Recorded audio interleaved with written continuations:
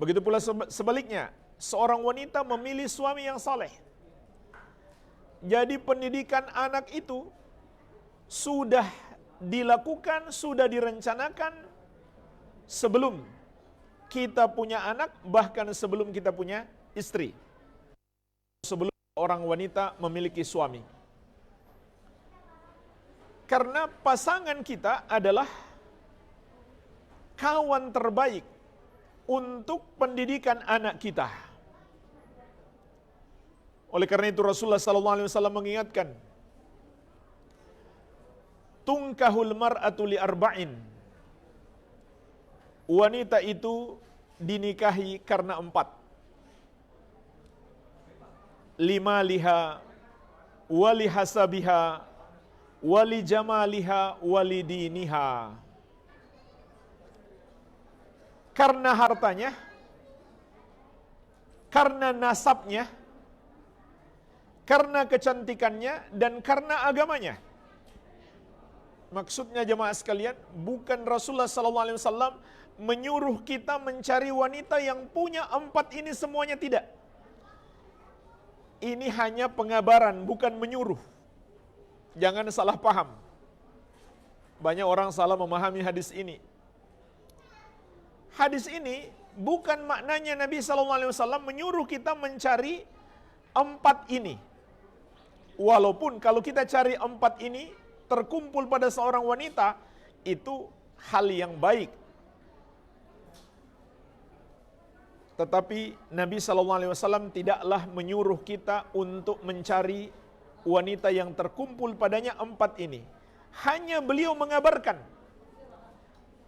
wanita itu biasanya dinikahi karena 4. Hartanya, nasabnya, kecantikannya, dan agamanya. Tapi dari 4 ini, yang disuruh oleh Nabi SAW hanya 1. Kata beliau dalam lanjutan hadis, fadhfar bidzatid din taribat yadak. Pilihlah yang baik agamanya, maka kamu akan beruntung. Jadi hanya 1 yang Nabi SAW perintahkan, yang sisanya yang 3 ini hukumnya mubah. Mubah-mubah saja. Mau cari yang kaya, yang nasabnya bagus, yang cantik, hukumnya adalah mubah. Yang disuruh, yang disyariatkan oleh Rasulullah SAW hanya 1, yaitu yang baik agamanya. Hadis ini sahih, diriwayatkan Al-Bukhari dan Muslim dari Abu Hurairah radhiyallahu anhu. Dan di dalam hadis yang dikeluarkan Imam Al-Hakim dari Anas bin Malik radhiyallahu anhu, Rasulullah sallallahu alaihi wasallam bersabda, "Man razaqahu Allahu imra'atan salihatan faqad a'anahu 'ala syatri dinihi falyattaqillaha fi syatril baqi." Barang siapa yang dianugerahkan oleh Allah istri solehah, maka Allah telah menolongnya untuk mengamalkan separuh agamanya. Maka hendaklah dia bertakwa kepada Allah pada separuh yang lain. Hadis ini menunjukkan urgensinya memiliki pasangan yang soleh dan solehah. Dan dalam hadis yang diriwayatkan oleh Imam Ahmad dari sahabat yang mulia Sa'ad bin Abi Waqqas radhiyallahu anhu, Rasulullah sallallahu alaihi wasallam bersabda, "Min sa'adat ibni Adam al-mar'atu salihah." Di antara kebahagiaan anak Adam adalah istri solehah. Kenapa pentingnya istri solehah jemaah sekalian dalam pendidikan anak? Karena pada istri solehah itu ada kebaikan-kebaikan yang tidak dimiliki oleh wanita yang lain. Kal ikhlas, kata Syekh, seperti keikhlasan. Ini pokok utama yang ada pada istri salehah. Agar usaha membangun rumah tangga dan memberikan pendidikan anak itu menjadi ibadah. Karena adanya keikhlasan, wan nushi, dan ketulusan. Keinginan untuk orang lain agar mendapatkan kebaikan. Was-sidqi, kejujuran. Wal amanah, sifat amanah. Wal wafa, kesetiaan. Wa hifdzil mal, dan menjaga harta. Wahtiramiz zauj, dan memuliakan suami. Wasiyanatul ird, dan menjaga kehormatan. Wa husni at-tarbiyati lil aulad, dan bagusnya pendidikan yang dia berikan kepada anak-anak. Maka ini yang diharapkan dari seorang istri salehah, yang tidak mungkin ada kecuali pada seorang wanita salehah. Karena jemaah sekalian, para wanita itu, para istri, para ibu yang berinteraksi langsung lebih banyak dengan anak-anak daripada suami. Karena suami pergi bekerja mencari nafkah, sehingga waktunya untuk memberikan pendidikan kepada anak lebih kurang daripada istri. Walaupun tanggung jawab utamanya pada suami, tapi posisi yang paling strategis untuk pendidikan anak sebenarnya ada pada seorang istri, seorang ibu. Dan inilah rahasianya jemaah sekalian, mengapa Allah perintahkan waqarna fi buyutikunna, wahai para wanita, tinggallah kalian di rumah-rumah kalian. Enggak usah sibuk bekerja. Kamu wahai para wanita, tenang aja di rumah, terima enaknya saja. Nanti suami yang pergi banting tulang untuk kebahagiaanmu, untuk semua kebutuhanmu, itu tanggung jawab suami. Sebagaimana juga Allah tegaskan, ar-rijalu qawwamuna 'alan nisa bima faddalallahu ba'dahum 'ala ba'din wa bima anfaqu min amwalihim. Laki-laki itu pemimpin para wanita karena Allah telah melebihkan kaum laki-laki di atas wanita, dan karena kaum laki-laki memberi nafkah kepada kaum wanita. Apa rahasianya? Wanita itu tenang aja di rumah, nggak usah repot pergi keluar cari nafkah, agar para wanita fokus mendidik anak. Jangan ilmunya sudah kuliah capek-capek S1, S2 cuma untuk memberi keuntungan kepada perusahaan. Kemudian anak-anaknya di rumah dididik oleh para pembantu. Harusnya dia fokus menyiapkan generasi Islam masa depan. Jangan generasi Islam dididik oleh para pembantu. Gimana kualitas generasi Islam di masa yang akan datang? Jadi ini luar biasa, peran strategis para istri. Oleh karena itu, disinilah jemaah sekalian pentingnya para wanita untuk mendalami ilmu agama.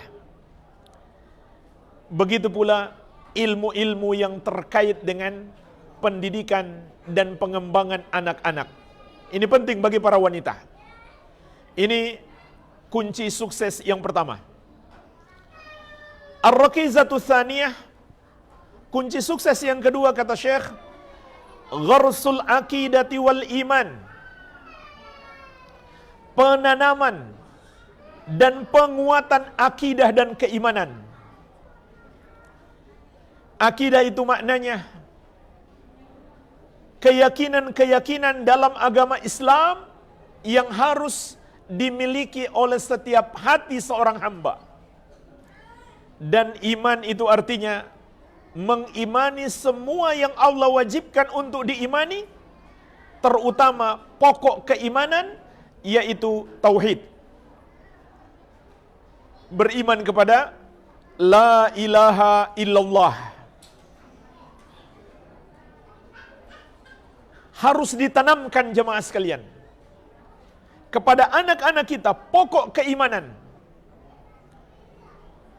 dan ajaran-ajaran akidah Islam. Dan pokok keimanan yang paling utama yang harus kita tanamkan kepada anak-anak kita adalah tauhid. Kuatkan tauhid mereka dan larang mereka berbuat syirik. Luqman alaihi salam, beliau bukan siapa-siapa. bukan seorang raja, bukan orang yang kaya raya, bukan seorang nabi. Tapi Allah muliakan namanya di dalam Al-Quran dengan seharum-harumnya. Bukan pula beliau umat Nabi Muhammad SAW, tapi namanya tertera di dalam kitab umat Nabi Muhammad SAW. Bahkan satu surat khusus dinamakan dengan namanya, Surat Luqman. Kenapa jemaah sekalian? Karena ada rangkaian dan untayan nasihat-nasihat yang sangat indah dari seorang ayah untuk anaknya. Ini penting bagi setiap ayah dan ibu untuk lebih mendalami nasihat-nasihat Luqman. Dan penulis hafizahullah ta'ala Syekh Abdul Razak Al-Badar juga punya buku khusus yang berjudul 50 pelajaran dari nasihat Luqman untuk anaknya. Dan ini sudah ada terjemahannya. Saya sangat menyarankan untuk dibaca. Penting sekali bagi setiap orang tua untuk menasihati anak. Dari banyaknya nasihat Luqman kepada anaknya, maka nasihat beliau nomor satu adalah, Ya bunayya la tusyrik billahi, inna syirka la zulmun azim. Wahai anakku, janganlah engkau mempersekutukan Allah, karena sesungguhnya mempersekutukan Allah itu adalah kezaliman yang sangat besar. Ini wasiat Luqman alaihi salam yang pertama untuk anak-anaknya. Karena inilah pokok segala nasihat yang kita berikan kepada anak kita, yaitu mentauhidkan Allah dan menjauhi dosa syirik. Kenapa ini penting jemaah sekalian? Karena pertama, semua amal ibadah, semua perbuatan yang dilakukan hamba dibangun di atasnya. Kalau seseorang melakukan dosa syirik, nggak ada gunanya dia sholat, puasa, zakat, haji. Semua amalannya terhapus. La in asyrakta la yahbatanna amaluka. Kalau kamu berbuat syirik, terhapuslah amalanmu. Yang kedua, karena mentauhidkan Allah dan menjauhi dosa syirik adalah sebab utama Allah menjaga anak-anak kita. Ini yang harus dipahami dengan baik dan benar oleh setiap orang tua. Kita ini sukses atau tidak dalam mendidik anak tergantung pertolongan Allah. Jangan mengandalkan kekuatan kita, kecerdasan kita, harta kita bisa menyekolahkan dia ke sekolah yang mahal, yang bagus. Tawakal kepada Allah Subhanahu wa taala. Yakin anak kita itu menjadi baik karena Allah. Maka kita butuh pertolongan Allah. Oleh karena itu ketahuilah, faktor utama Allah memberikan pertolongan kepada kita dan anak-anak kita adalah menjauhi dosa syirik, mentauhidkan Allah Subhanahu wa taala, membersihkan akidah kita dari kotoran-kotoran kesyirikan dan noda-noda kekafiran serta penyimpangan-penyimpangan akidah. Ini urgensi pendidikan akidah yang mungkin para pakar pendidikan tidak mengerti dengan baik. Padahal ini faktor utamanya dalam pendidikan. Tapi mungkin banyak pakar pendidikan tidak paham. Inilah inti gerakan pendidikan dan dakwah yang diserukan para nabi dan rasul alaihi wassalatu wassalam. Kita semuanya sepakat, para guru terbaik, para pendidik yang paling sukses adalah para nabi dan rasul. Betapa tidak, mereka diangkat sebagai guru langsung oleh Allah Azza wa Jalla. Maka lihatlah apa tugas utama mereka, misi utama mereka. Surat An-Nahl ayat ke-36, "Walaqad ba'atsna fi kulli ummatir rasula an ibudullaha wajtanibut tagut." Dan sungguh kami telah mengutus pada setiap umat itu seorang rasul. Setiap rasul menyerukan, wahai kaumku, sembahlah Allah dan jauhilah tagut. jauhilah semua yang disembah selain Allah. Jemaah sekalian, ini senjata anak kita yang paling kuat untuk menghadapi hal-hal yang dapat merusaknya, menghancurkannya. Di dunia maya sana, di dunia luar sana, ada banyak hal yang bisa menghancurkan anak kita. Dan kita nggak mungkin bisa mengawasi mereka selamanya. Apalagi kalau mereka sudah mulai beranjak dewasa, sudah semakin sering interaksi, sudah semakin berkurang interaksi dengan orang tua.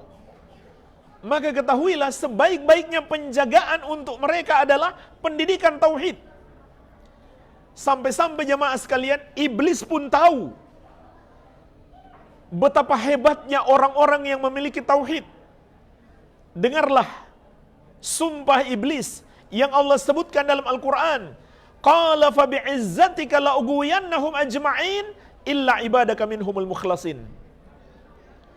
Iblis bersumpah, demi kemuliaanmu ya Allah, sungguh benar-benar aku akan menyesatkan manusia semuanya, kecuali hamba-hambamu yang ikhlas.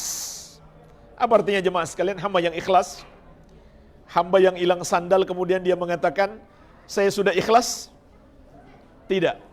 Ikhlas itu artinya memurnikan ibadah hanya untuk Allah semata-mata dan menjauhi semua dosa syirik. Baik itu syirik besar maupun syirik kecil. Itu arti ikhlas. Kata iblis, aku tidak bisa menyesatkan orang-orang yang ikhlas itu. Maka pendidikan keikhlasan kepada anak kita adalah pendidikan yang paling utama. Kemudian lihatlah juga bagaimana Allah melindungi Nabi Yusuf alaihissalam. Ketika beliau dijebak oleh seorang wanita yang cantik jelita, wanita bangsawan yang punya kuasa. Dan wanita itu tidak malu-malu lagi, bukan sekedar menggoda, mengajak, bahkan memaksa dan mengancam agar mau melakukan hubungan terlarang itu. Tapi jemaah sekalian, Nabi Yusuf alaihissalam masih selamat. Siapa yang menyelamatkan beliau? Tentu Allah Azza wa Jalla. Maka Allah telah mengabarkan kepada kita bagaimana dahsyatnya yang menimpa Nabi Yusuf alaihissalam dan bagaimana beliau bisa selamat. Walaqad hammat bihi wa hamma biha laula arra'a burhana rabbih. Sungguh wanita itu telah berkeinginan kepada Yusuf. Yusuf pun sudah hampir berkeinginan yang sama. Hampir ya. Kalaulah dia tidak melihat tanda dari Robnya, pertolongan datang dari Robnya, maka akhirnya beliau selamat. Kemudian Allah jelaskan, kadzalika linasrifa anhu su'a wal fahsya'a innahu min ibadinal mukhlasin. Demikianlah kami palingkan dari Yusuf perbuatan keji dan keburukan itu.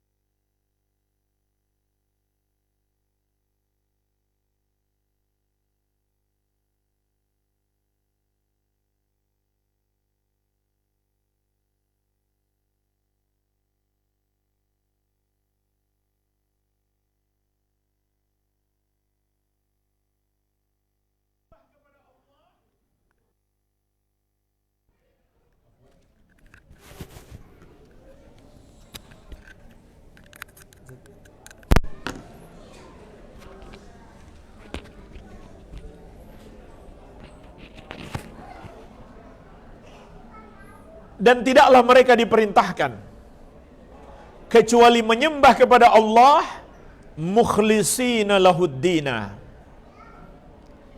dengan memurnikan agama hanya untuk Allah. Agama yang dimaksud di situ adalah ibadah. Hunafa, hunafa itu maknanya mereka berpaling dari kesyirikan. Jadi ini pendidikan yang paling utama.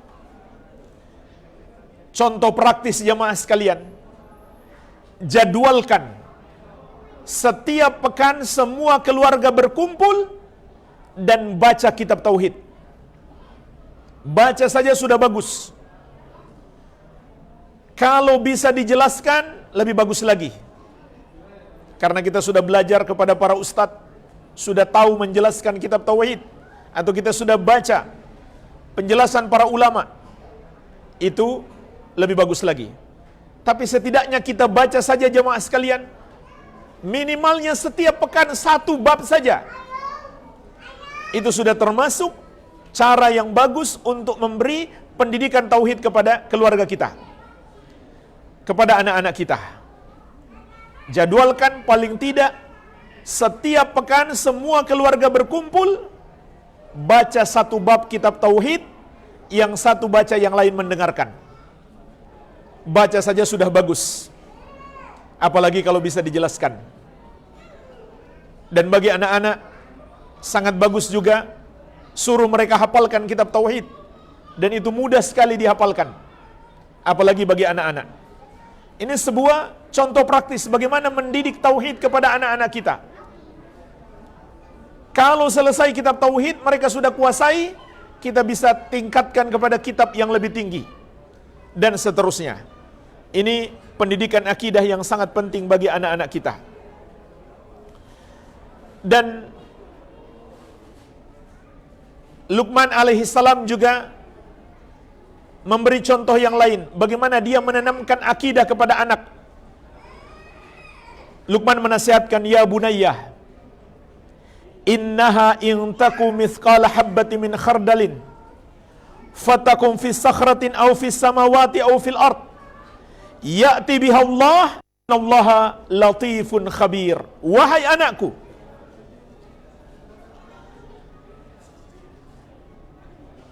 andaikan sesuatu perbuatan itu besarnya hanya seperti biji sawi, artinya sesuatu yang sangat kecil, dan dia berada di dalam sebuah batu. Ini perumpamaan yang ingin diajarkan oleh Luqman kepada anaknya. Wahai anakku, andaikan perbuatan manusia itu bagaikan sebuah biji kecil, kemudian dia berada di dalam sebuah batu, atau dia berada di satu tempat di luasnya langit, ataupun di kedalaman bumi, niscaya Allah maha mampu mendatangkannya kelak di hari kiamat.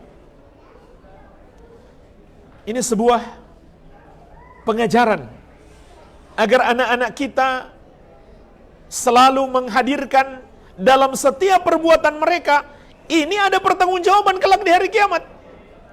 Dalam semua ucapan mereka, kelak Allah akan tanya di hari kiamat. Innallaha latifun khabir, karena sesungguhnya Allah itu maha halus lagi maha mengetahui. Satu contoh lagi jemaah sekalian, bagaimana Nabi Muhammad SAW memberi pengajaran kepada Ibnu Abbas radhiyallahu anhuma. Ketika itu Ibnu Abbas baru berumur 9 tahun. Bagaimana Nabi SAW menanamkan akidah dan keimanan kepada anak 9 tahun. Ya gulam, inni u'allimuka kalimatin. Wahai anak kecil, aku akan mengajarkan kepadamu beberapa kalimat. Ihfadillah yahfazka. Jagalah Allah, maka Allah akan menjagamu. Maksudnya jagalah ketentuan-ketentuan Allah, maka Allah akan melindungimu. Ihfazillah tajidhu tujahaka. Jagalah ketentuan-ketentuan Allah, maka engkau akan dapati Allah selalu berada di hadapanmu. Maksudnya akan selalu menolongmu. Idza sa'alta fas'alillah. Kalau kamu mau minta sesuatu, mintalah kepada Allah. Wa idza sta'anta fasta'in billah. Kalau kamu butuh pertolongan, mohonlah kepada Allah. Wa'lam annal ummata. Jemaah sekalian perhatikanlah bagaimana Rasulullah SAW menanamkan sebuah akidah yang sangat kokoh. Ketahuilah, annal ummata law ijtama'at ala an yanfa'uka bi syai'in lam yanfa'uka illa bi syai'in qad katabahu Allahu 'alaika. Qad katabahu Allahu 'alaika. Qad katabahu Allahu laka.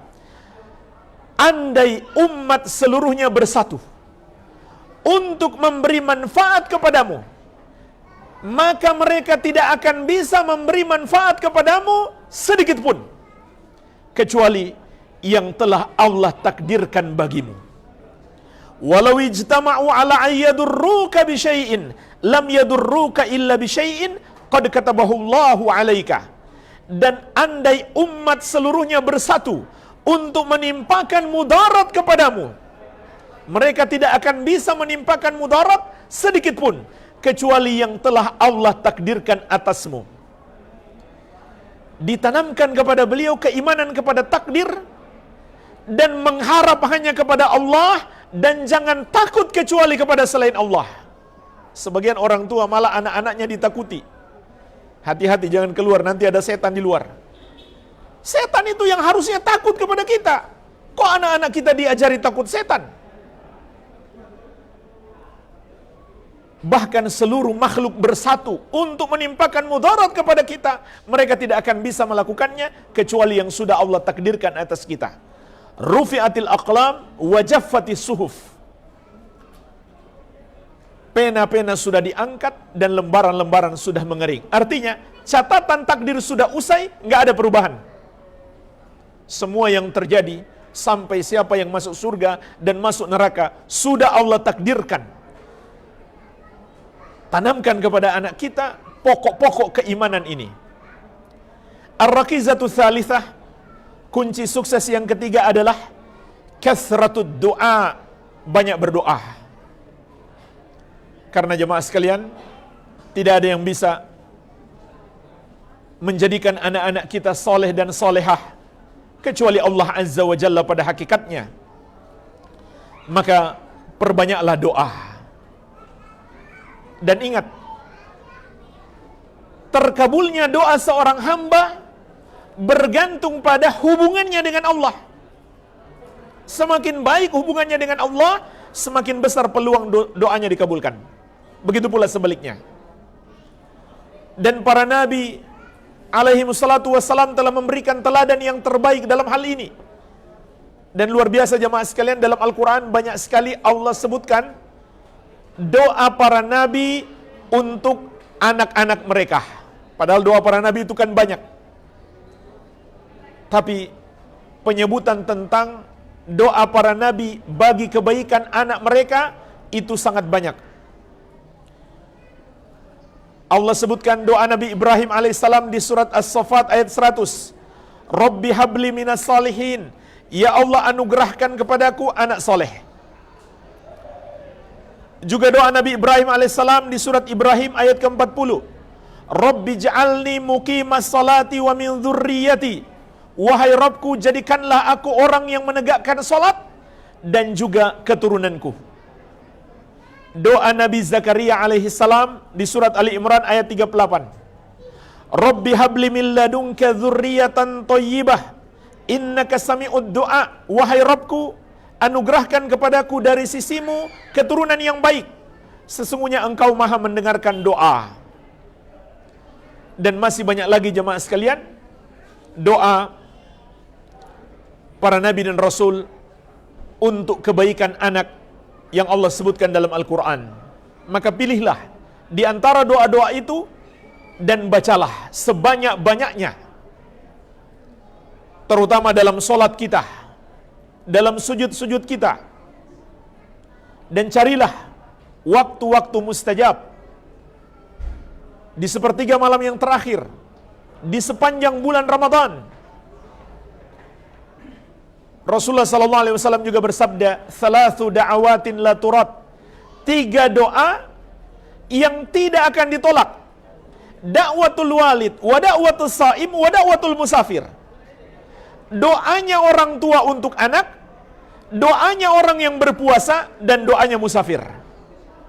Jadi para orang tua manfaatkan saat puasa memperbanyak doa.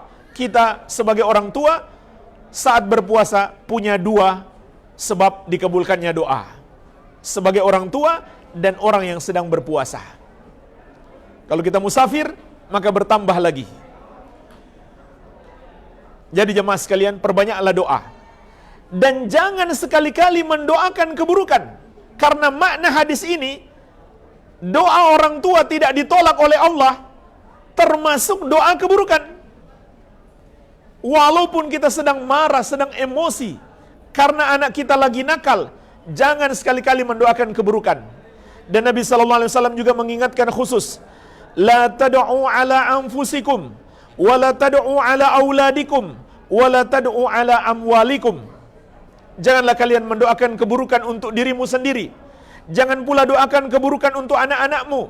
Jangan pula doakan keburukan untuk harta yang kamu miliki. La tuwafiqu minallahi sa'atan yus'alu fiha ata fayastajibalakum. Karena jangan sampai doa kalian itu bertepatan dengan waktu Allah mengabulkan doa, maka Allah pun mengabulkan doamu. Jauhi, jangan sekali-kali mendoakan keburukan untuk anak-anak kita. Ar-rakizatur rabi'ah, kunci sukses yang keempat, at-tahsin bil adhkar. Membentengi anak-anak kita dengan zikir-zikir dan doa-doa untuk meminta perlindungan kepada Allah Azza wa Jalla. Bahkan saat pertama kita berjumpa dengan istri kita, kita sudah disunahkan untuk membaca apa? Allahumma jannibna syaitan. Jangan dulu, terlalu cepat. Bukan itu. Allahumma inni as'aluka khairaha wa khaira ma jabaltaha alaih wa a'udzuka min syarriha wa syarri ma jabaltaha alaih. Sambil kita pegang ubun-ubunnya, baca doa ini. Ya Allah, aku mohon kebaikannya dan kebaikan yang engkau tetapkan atasnya, dan aku berlindung dari keburukannya dan keburukan yang engkau tetapkan atasnya. Nah, baru setelah itu baru baca Bismillahi Allahumma jannibna syaitan wa jannibis syaitan ma razaqtana. Belum anak itu lahir, kita sudah minta perlindungan kepada Allah dari setan dengan menyebut nama Allah. Ya Allah, jauhkanlah kami dari setan, dan jauhkanlah setan dari anak yang engkau rezekikan kepada kami. Kata Nabi SAW, fa innahu in yuqaddar bainahuma waladun fi dhalik lam yadurrahu syaitanun abadan. Sesungguhnya barang siapa membaca doa ini sebelum dia berhubungan suami istri, apabila Allah takdirkan adanya anak dari hubungan itu, maka setan tidak akan bisa menimpakan mudarat kepadanya selama-lamanya. Kemudian setelah dia lahir, jemaah sekalian, Rasulullah SAW juga mengajarkan kepada kita. Beliau membaca perlindungan untuk Al-Hasan dan Al-Husain, dan kata beliau, perlindungan ini juga dibaca oleh Ibrahim untuk Ismail dan Ishak. U'idzukuma bikalimatillahi tammati min kulli syaitani wa hammatin wa min kulli ainin lammatin. Aku memperlindungkan kalian berdua. Karena yang dibacakan untuk dua orang, Al-Hasan dan Al-Husain, ketika mereka masih kecil. Kata Nabi SAW, aku memperlindungkan kalian berdua dengan kalimat-kalimat Allah yang sempurna dari setiap setan dan binatang berbisa atau binatang buas, dan dari mata yang dengki, supaya enggak kena penyakit ain. Ini penting jemaah sekalian, selalu kita perlindungkan anak-anak kita kepada Allah Azza wa Jalla. Ar-rakizatul khamisah, kunci sukses yang kelima, ikhtiyarul asma'it thayyibah, memilih nama-nama yang baik untuk anak. Ini juga sangat baik, akan memberi pengaruh yang besar insya Allah untuk perbaikan anak-anak kita, pendidikan anak-anak kita. Karena di balik nama itu ada pendidikan baginya. Oleh karena itu kata Syekh, namakan mereka nama-nama yang baik dan kisahkan kepada mereka orang-orang soleh dahulu yang memiliki nama itu. maka ini insya Allah akan memberi pengaruh besar kepada jiwa mereka. Dan sebaik-baik nama, kata Nabi SAW, ahabbul asma ilallah Abdullah wa Abdurrahman. Nama yang paling Allah cintai adalah Abdullah dan Abdurrahman. Sahabat Nabi SAW yang terbaik adalah Abdullah bin Abi Kuhafah, Abu Bakar As-Siddiq. Dan di antara nama Nabi Muhammad SAW juga Abdullah. Walamma qama Abdullahi yad'uhu. Allah sebut Nabi Muhammad SAW memiliki nama Abdullah dalam Al-Quran. Dan sahabat-sahabat anak muda spesial, 4 anak muda spesial di masa Nabi SAW, semuanya bernama Abdullah. Siapa itu 4 anak muda spesial di masa Nabi SAW? Abdullah bin Mas'ud, Abdullah bin Umar, Abdullah bin Abbas, Abdullah bin Amr bin Al-As, radhiyallahu ta'ala anhum ajma'in. Sama satu lagi, yang kelima, Abdullah bin Zubair. 5 anak muda spesial di masa Nabi SAW. Kenapa mereka disebut spesial? Karena ibadah dan ilmunya yang mendalam. Ini luar biasa, bacalah biografi 5 Abdullah ini. Kedalaman ilmunya, kesolehan, dan ibadah yang luar biasa. Mereka ini adalah anak-anak muda di masa Nabi SAW masih hidup. Dan kelak, sepeninggal Nabi SAW, mereka menjadi ulama-ulama besar. Maka ceritakan kepada anak-anak kita. Namakan mereka dengan nama para nabi dan rasul.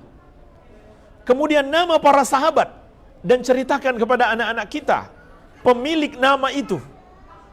Maka insya Allah ini akan memberi pengaruh yang besar terhadap jiwanya. Di samping keberkahan dari nama-nama yang baik. Di balik nama-nama yang baik ada keberkahan. Karena Nabi SAW mengatakan, nama-nama yang baik itu Allah cintai. Dan sebaik-baik nama yang paling Allah cintai adalah Abdullah dan Abdurrahman. Dan semua nama Nabi dan sahabat, itu hukumnya sunnah kita menamakan bagi anak-anak kita. Tapi kalau kita namakan anak kita, misalkan, ya mohon maaf ya, ini bukan menjatuhkan. Misalkan kita namakan anak kita dengan nama Bambang. Ya nggak apa-apa, nggak berdosa, tapi nggak sunnah. Nggak berdosa ya, tapi nggak sunnah. Yang sunnah adalah kita namakan dengan nama-nama para nabi dan rasul dan para sahabat. Karena nama para sahabat yang Nabi SAW diamkan, berarti beliau setuju. Sebab beliau telah mengganti sejumlah nama yang bertentangan dengan syariat. Dan kita jangan segan-segan, kalau sudah terlanjur memberi nama kepada anak kita dengan nama yang bertentangan dengan syariat, harus diganti. Bahkan, apalagi kalau mengandung dosa besar, yaitu mengambil nama khusus Allah. Contohnya apa nama khusus Allah? Rahman. Itu nama khusus Allah. Nggak boleh dinamakan kepada makhluk. Harusnya kita namakan anak kita Abdurrahman. Kalau sudah terlanjur bernama Rahman, harus diganti. Tinggal tambah di belakang Abdurrahman. Kalau sudah terlanjur buat akte kelahiran, diurus lagi, diganti. Diganti namanya.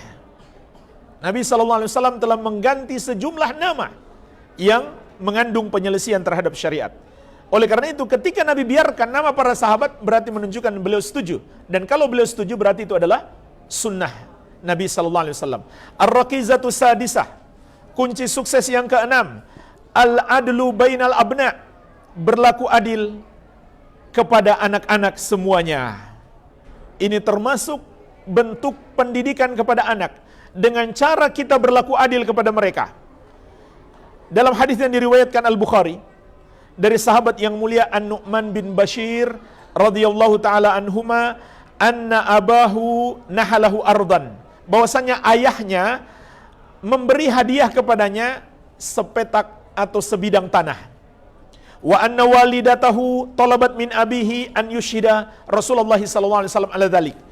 Dan bahwasannya ibunya meminta dari ayahnya untuk menjadikan Rasulullah SAW sebagai saksi atas pemberian hadiah tersebut, karena ibunya tidak ingin menjadi masalah di kemudian hari. Falamma ata Rasulullah sallallahu alaihi wasallam qala lahu. Maka tatkala dia datang kepada Rasulullah sallallahu alaihi wasallam untuk meminta beliau menjadi saksi, maka Nabi sallallahu alaihi wasallam bertanya kepadanya, "A'taita sa'ira waladika mithla hadza?" Apakah engkau memberikan kepada semua anakmu seperti yang kamu berikan kepada Nu'man, yaitu semua dapat sebidang tanah dengan luas yang sama? Beliau menjawab, faqal la, tidak.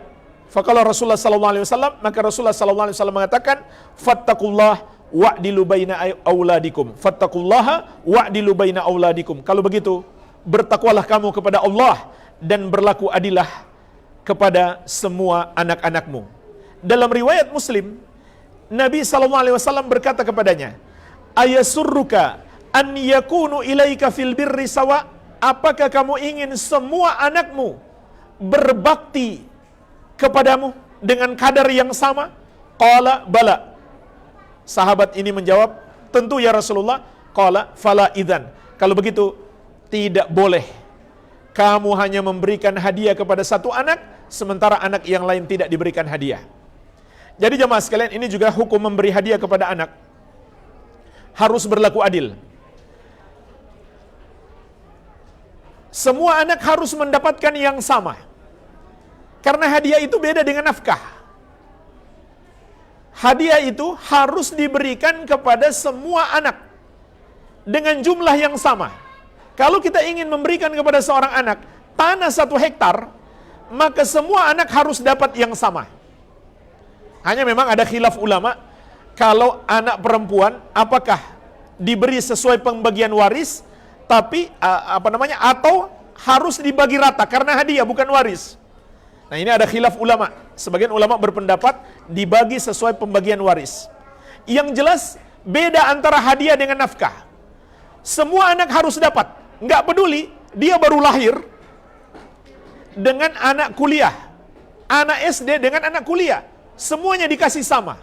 Beda dengan nafkah. Kalau nafkah kita kasih sesuai kebutuhan mereka. Anak kuliahan tentu jauh lebih besar nafkahnya daripada anak kita yang masih SD. Tapi kalau hadiah harus besarnya sama. Ini akan memberi pengaruh baik kepada anak-anak kita dan agar mereka semuanya berbakti kepada kita. Ar-rakizatus sabi'ah, kunci sukses yang ketujuh, ar-rifqu war-rahmah. Ini termasuk pokok penting dalam pendidikan anak. Kelembutan dan kasih sayang. Kelembutan dan kasih sayang. Jemaah sekalian, Allah mengingatkan kepada Nabi Muhammad sallallahu alaihi wasallam, "Fabima rahmatin minallahi lintalahum, walau kunta faddan ghalidhal qalbi lam faddu min haulik." Maka dengan rahmat Allah kepadamu wahai Muhammad, sehingga kamu bisa berlemah lembut kepada mereka. Kalaulah kamu bersikap keras, bersikap kasar, lagi keras hatimu, niscaya mereka akan lari meninggalkanmu. Maka Allah ingatkan jemaah sekalian kepada Nabi Muhammad SAW, sifat kelembutan beliau berasal dari rahmat Allah. Maka kita harus takut, kalau hilang sifat kelembutan kita, hilang pula kasih sayang Allah kepada kita.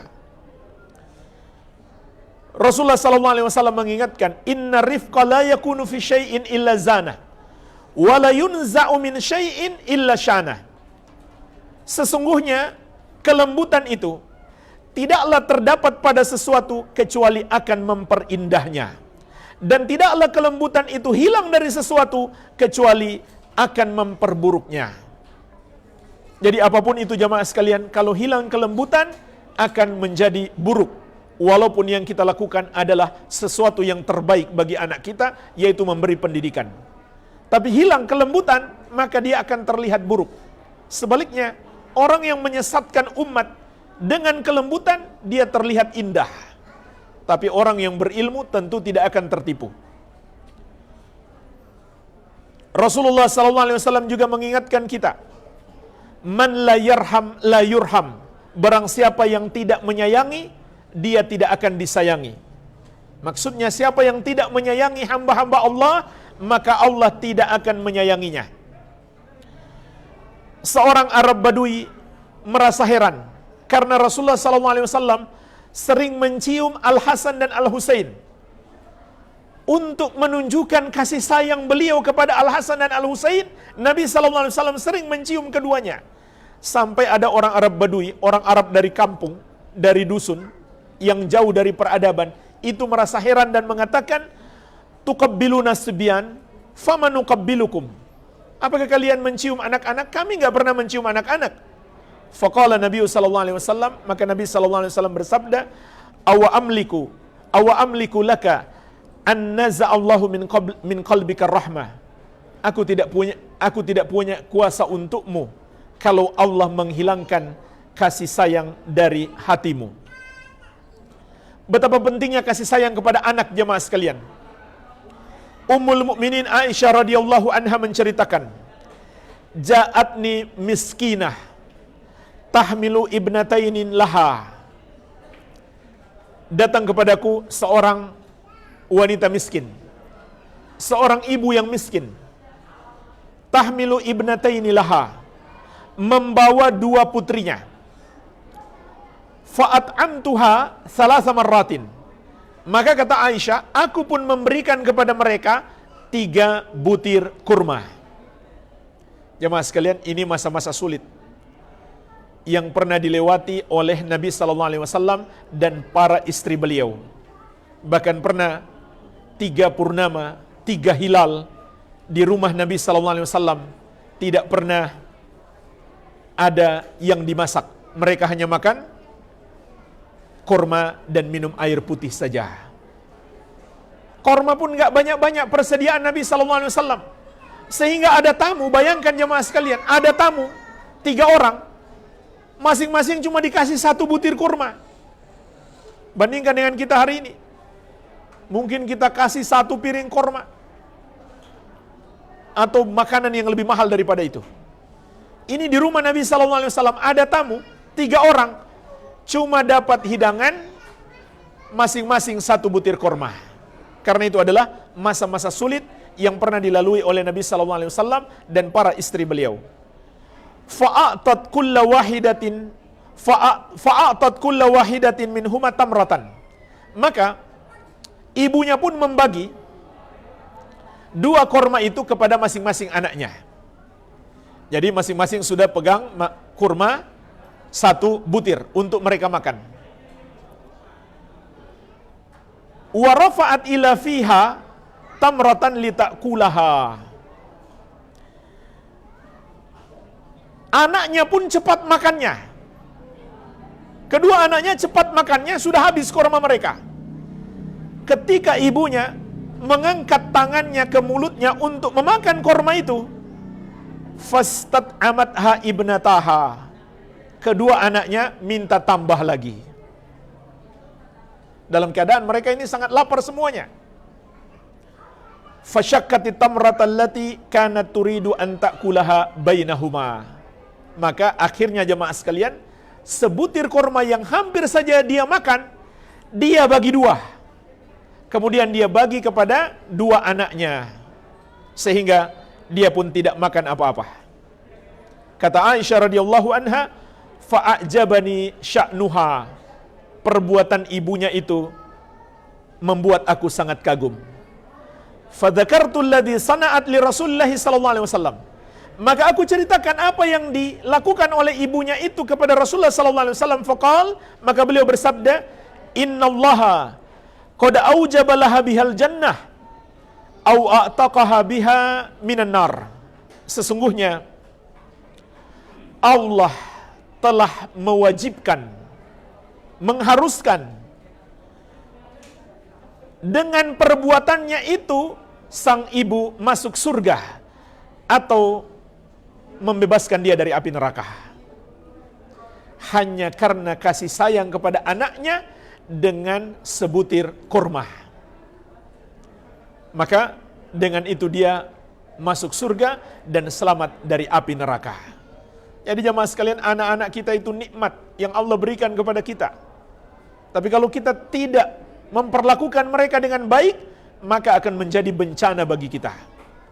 Dan seburuk-buruk perlakuan orang tua kepada anak adalah tidak memberikan pendidikan agama yang baik kepada mereka. Tidak melakukan amar ma'ruf nahi mungkar kepada anak-anak, membiarkan mereka berbuat dosa, tidak menyuruh mereka melakukan kebaikan. Itulah sesungguhnya seburuk-buruk keburukan yang dilakukan orang tua kepada anak.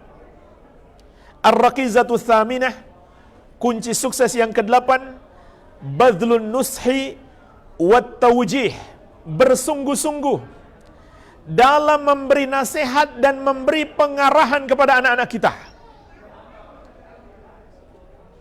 Bersungguh-sungguh jamaah sekalian, terus-menerus. Sampai kapan? Kita akan terus-menerus menasihati anak kita sampai kita berpisah dengan hidup ini atau mereka yang duluan berpisah dengan hidup ini. Ini termasuk tugas orang tua. Walaupun anak kita sudah menikah dan mungkin sudah punya rumah sendiri, ini kewajiban gak lepas. Lihat Nabi SAW masih sering mendatangi Fatimah, padahal dia sudah punya penanggung jawab sendiri, sudah punya suami Ali bin Abi Thalib. Tapi Nabi SAW masih sering mendatanginya dan memberikan nasihat. Memberikan nasihat-nasihat kepada Fatimah. Bahkan Nabi SAW juga membantu mereka kalau ada permasalahan. Suatu hari Nabi SAW datang ke rumah Fatimah. Ternyata Ali tidak ada. Nabi SAW langsung paham, di jam segini Ali nggak ada, ini pasti ada masalah antara mereka. Maka Nabi SAW mencari Ali dan beliau sedang tidur di masjid. Jadi rajin ke masjid ya, karena ada masalah dengan istri. Maka Nabi SAW pun membujuk, menasihati. Ini yang dilakukan seorang ayah. Ini yang dilakukan oleh mertua harusnya. Jangan kalau anak, suami istri bertengkar anak kita, lalu kita malah tambah panas-panasi. Harusnya kita melakukan perbaikan. Bagaimana agar mereka berdamai, mereka kembali. Sampai Ali bin Abi Thalib menjadi reda emosinya. Ini tugas orang tua. Jadi jemaah sekalian, bersungguh-sungguhlah memberi nasihat, memberi pengarahan. Terutama terkait dengan pendidikan tauhid dan larangan berbuat syirik. Ajakan kepada sunnah dan larangan berbuat bid'ah. Ajakan kepada ketakwaan dan larangan berbuat maksiat. Di sini Syekh menyebutkan secara lengkap wasiat Luqman dari awal sampai akhir. Di kesempatan yang singkat ini tidak bisa kita bahas. Insyaallah antum bisa baca buku beliau khusus yang berjudul 50 faidah dari wasiat Luqman kepada anaknya. Ini rahasia mengapa Allah mengharumkan nama Luqman di dalam Al-Quran, karena kesungguhan beliau dalam memberi nasihat kepada anak. Dan dalam Al-Quran Allah juga mengabarkan bagaimana para nabi dan rasul memberi bimbingan kepada anak sampai menjelang wafat mereka. Sampai menjelang wafat para nabi dan rasul masih terus memberi pesan-pesan kepada anak-anak mereka. Di antaranya di surat Al-Baqarah ayat 132 133. Allah Azza wa Jalla berfirman, "Wa wassa biha Ibrahimu banihi wa Yaqubu ya bunayya innallaha astafa lakumuddina fala tamutunna illa wa antum muslimun." Dan Ibrahim serta Yakub memberi wasiat dengannya kepada anak-anaknya, yaitu mereka mengatakan, "Wahai anak-anakku, sesungguhnya Allah telah memilih untuk kalian agama, maka jangan sekali-kali kalian mati kecuali kalian sebagai orang-orang Islam." Am kuntum syuhada'a idh hadara Yaqubal mautu idh qala li banihi. Andai kalian hadir, andai kalian menyaksikan tatkala kematian mendatangi Nabi Yakub, maka dia pun berkata kepada anaknya menjelang wafatnya, "Ma ta'buduna min ba'di?" Apa yang kalian sembah sepeninggalku? Beliau ingin mengingatkan untuk mempertahankan tauhid. Apa yang kalian sembah sepeninggalku? Qalu, sampai anak-anaknya berjanji dengan mengatakan, "Na'budu ilahaka wa ilaha abaika Ibrahim wa Ismail wa Ishaqa ilaha wahida wa nahnu lahu muslimun."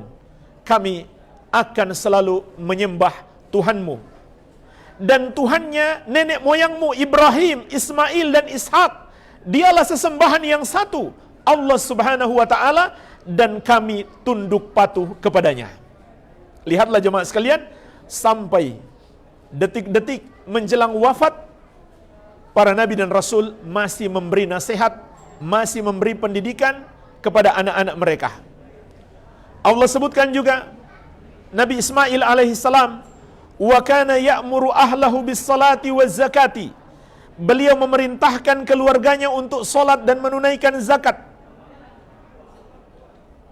Dan juga Allah perintahkan kepada kita, wa'mur ahlaka bis salati wastabir 'alaiha. Perintahkan anakmu salat dan bersabarlah di atasnya. Dan Nabi sallallahu alaihi wasallam juga berpesan kepada kita, muru auladakum bis salati wa hum abna'us sab'in wadribuhum 'alaiha wa hum abna'u ashrin. Perintahkan anak-anakmu salat di umur 7 tahun dan pukul kalau enggak mau salat di umur 10 tahun. Maksudnya pukulan yang ringan, bukan pukulan berat. Ar-raqizatut tasi'ah, kunci sukses yang ke-9. Al-jalisus salih, teman pergaulan yang baik.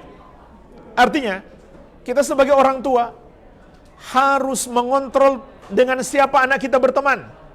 Bahkan kita harus usahakan dengan siapa anak kita dipertemankan. Ini penting bagi orang tua, jangan lalai. Jangan biarkan anak kita bebas mencari teman tanpa dia sanggup menyeleksi mana teman yang baik, mana teman yang buruk. Faktanya jemaah sekalian, banyak anak-anak rusak setelah mendapatkan pendidikan yang baik dari orang tuanya karena salah memilih teman. Oleh karena itu, Rasulullah SAW telah mengingatkan, al-mar'u ala dini khalili, falyanzur ahadukum man yukhalil. Seseorang itu tergantung agama sahabat karibnya. Maka hendaklah setiap kalian memperhatikan, memilih siapa yang akan dia jadikan sahabat dekat. Ini berlaku umum, bagi orang tua juga begitu. Yang dijadikan sahabat dekat harus kita pilih, harus kita seleksi. Begitu pula anak-anak kita harus kita perhatikan. Sama saja, teman di dunia nyata maupun teman di dunia maya. Kita harus tahu apa yang dia buka di medsosnya, apa yang dia buka di YouTube. Orang tua harus ngerti. Jangan sampai dia berteman dengan orang-orang yang dapat menjerumuskannya di dalam dosa. Jangan sampai dia membuka hal-hal yang tidak baik di medsos, di YouTube, dan lain-lain. Allah Subhanahu wa ta'ala juga mengingatkan penyesalan orang yang zalim di hari kiamat. Wa yawma ya'uddu adh-dhalimu 'ala yadayhi yaqulu ya laitani ittakhadhtu ma'ar rasuli sabila. Ya wailata laitani lam attakhidh fulanan khalila. Laqad adallani 'ani dzikri ba'da idh ja'ani wa kana syaitanu lil insani khadhula. Dan ingatlah hari ketika orang yang zalim itu menggigit kedua tangannya dan meratapi nasibnya dengan penuh penyesalan. Dia mengatakan, aduhai, andai dulu aku mengikuti jalan Rasul. Dulu diingatkan jalan Rasul, tapi dia mengatakan nggak sesuai dengan kearifan lokal, nggak sesuai dengan budaya bangsa, nggak sesuai dengan tradisi nenek moyang. Dia tolak ajaran Rasul demi mempertahankan budaya yang menyelisihi ajaran Rasul tersebut. Maka kelak di hari kiamat dia pun menyesal. Saat penyesalan tiada lagi berarti. Andai dulu aku mengikuti jalan Rasul. Kemudian dia berkata lagi, ya wailata laitani lam attakhidh fulanan khalila. Celaka aku. Aduhai, andai dulu aku tidak menjadikan fulan sebagai teman baikku, sebagai teman dekatku. Laqad adallani 'ani dzikri ba'da idh ja'ani. Karena sungguh dia telah menyesatkan aku dari kebenaran setelah kebenaran itu datang kepadaku. Perhatikan jemaah sekalian, setelah kebenaran itu dia ketahui dan dia amalkan, dia kemudian tersesat. Kenapa? Karena salah memilih teman. Hati-hati jemaah sekalian, terkadang kita mengira seseorang itu teman, padahal setan. Wa kana syaitanu lil insani khadhula, dan setan itu memang penipu manusia. Jadi dia sudah dapat hidayah, tapi salah memilih teman. Mungkin orang tuanya sudah memberikan pendidikan yang terbaik, tapi dia disesatkan oleh kawannya. Termasuk kita juga memilih sekolah yang terbaik untuk anak-anak kita. Sekolah yang bisa mengawasi pergaulan anak-anak kita. Ar-rakizatu al-ashirah, kunci sukses pendidikan anak yang ke-10, yang terakhir.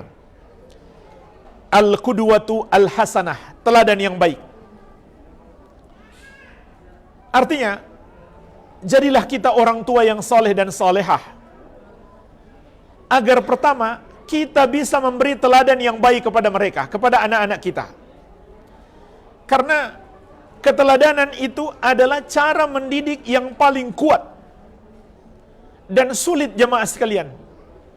Kita menyuruh anak kita melakukan kebaikan, tapi kita sendiri tidak melakukannya. Atau menjauhi mereka dari perbuatan dosa, melarang mereka melakukan perbuatan dosa, tapi kita sendiri melakukannya. Ini sangat sulit. Anak-anak akan melihat apa yang kita lakukan. Maka jadilah teladan yang baik. Ini urgensi yang pertama. Yang kedua, jemaah sekalian, kalau kita menjadi teladan yang baik bagi anak-anak kita, maka ketahuilah, termasuk sebab utama Allah menjaga anak kita adalah karena hubungan baik kita dengan Allah. Karena kesolehan kita. Di antara dalilnya surat Al-Kahfi ayat 82. Tentang kisah Allah menjaga 2 orang anak yatim dan harta mereka. Allah jaga 2 anak yatim itu dan harta yang mereka miliki. Maka Allah mengabarkan kepada kita apa sebabnya Allah menjaga mereka. Kata Allah, wa kana abuhuma soliha. Ayah kedua anak itu adalah orang yang soleh.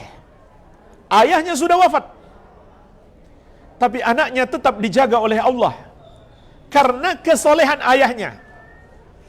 Dalam tafsir Ibnu Katsir, beliau menyebutkan ucapan Ibnu Abbas radhiyallahu anhuma, hufidha bisalahi abawaihima. Kedua anak itu dijaga, yaitu dilindungi oleh Allah karena kesolehan kedua orang tuanya. Sampai-sampai jemaah sekalian, tabi'in yang mulia Sa'id bin Al-Musayyib rahimahullahu ta'ala, ketika beliau melakukan sholat malam, sholat tahajud, kemudian beliau teringat anaknya atau melihat anaknya, beliau tambah sholatnya. Kenapa jemaah sekalian? Karena Allah akan menjaga anaknya disebabkan kesalehan orang tua. Dan juga kata para ulama, karena semakin banyak kita sholat, berarti semakin banyak peluang doa kita dikabulkan untuk anak kita. Karena doa yang terbaik adalah dalam sujud. Nabi SAW mengatakan, aqrabu ma yakunul abdu min rabbihi wa huwa sajidun fa'akthirud du'a. Saat terdekat seorang hamba dengan Allah Azza wa Jalla adalah ketika dia sujud, maka perbanyaklah doa. Itu sebabnya para ulama salaf dahulu ketika solat, kemudian dia teringat anaknya, dia perbanyak solat untuk memperbanyak doa di dalam sujud bagi anaknya.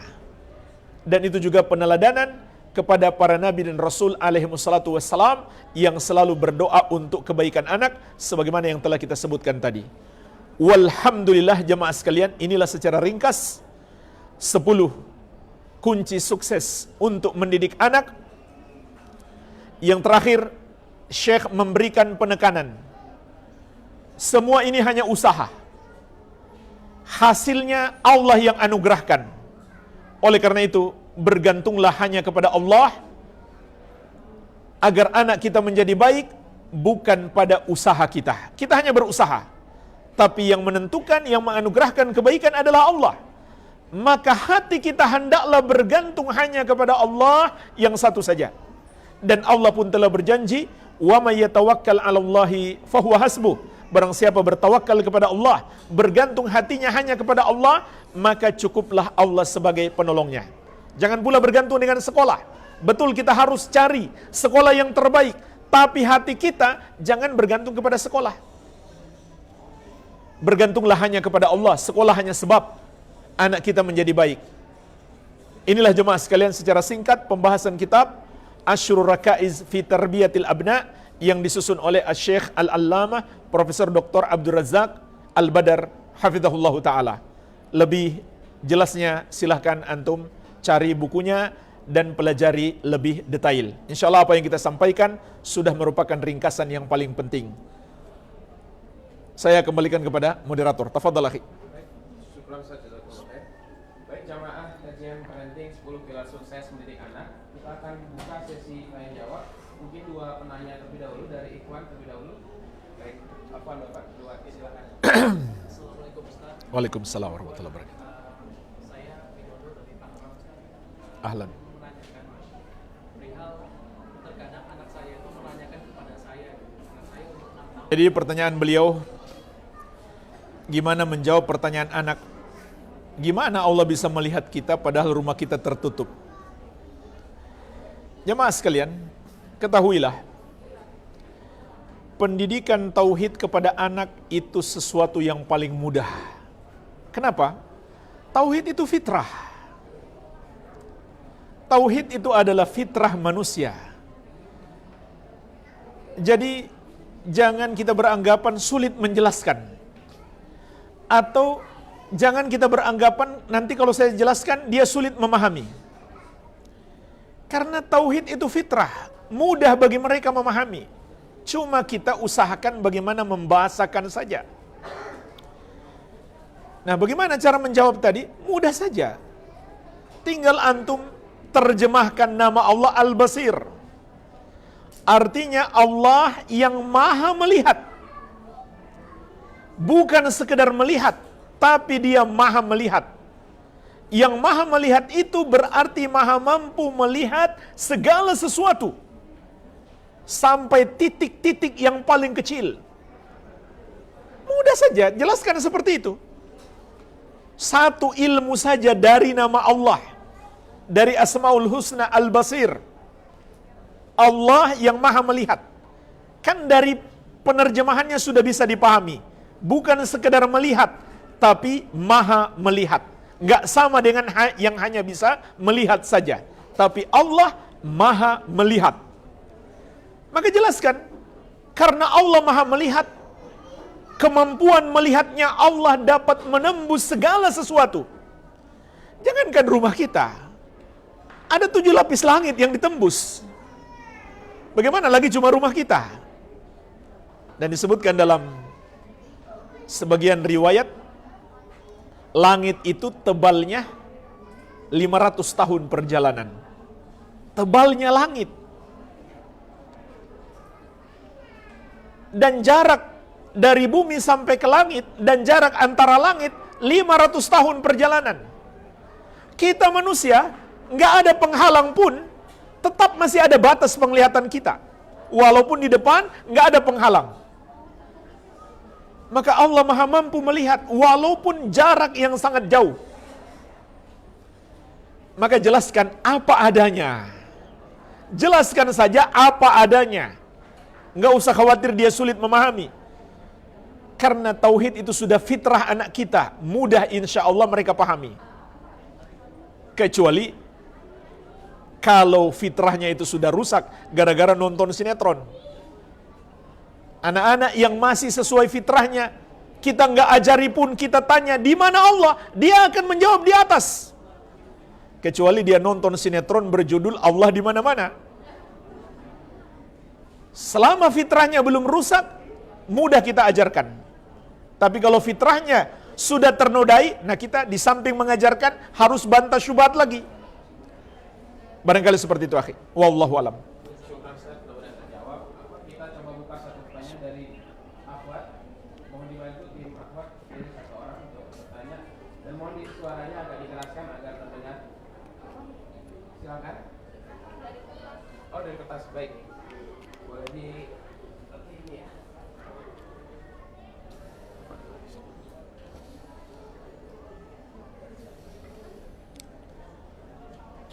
Saya seorang ibu yang bekerja mencari nafkah dengan niat utama untuk melunasi hutang-hutang riba kedua orang tua saya. Jika saya melakukan mengoutsourcingkan pendidikan anak kepada orang lain, apakah saya orang tua yang zalim? Suami saya meridhoi saya mencari uang untuk backing kedua orang tua saya. Kalau seandainya kita mencarikan guru untuk mendidik anak kita, dan guru itu adalah guru yang baik, dia memberikan pendidikan akidah yang baik, pendidikan ilmu-ilmu yang dibutuhkan, maka ini hal yang bagus. Ini tidak mengapa. Ini adalah hal yang baik. Dan ini juga dilakukan para ibu, para ulama dahulu. Mereka tidak segan-segan mengeluarkan harta yang melimpah demi pendidikan anak mereka. Jadi ini tidak mengapa. Yang penting kita pastikan gurunya itu bagus dan mendapatkan pendidikan yang baik. Tapi bersamaan dengan itu, kita pun harus tetap menyisihkan waktu. Karena bagaimanapun anak tidak hanya butuh transfer ilmu, tapi juga kasih sayang dari orang tua. Makanya jemaah sekalian, para ulama kita di masa sekarang itu melarang anak yang terlalu kecil dimasukkan ke pondok pesantren berpisah dengan orang tuanya. Karena di balik kasih sayang orang tua ada muatan pendidikan sebagaimana yang telah kita bahas tadi.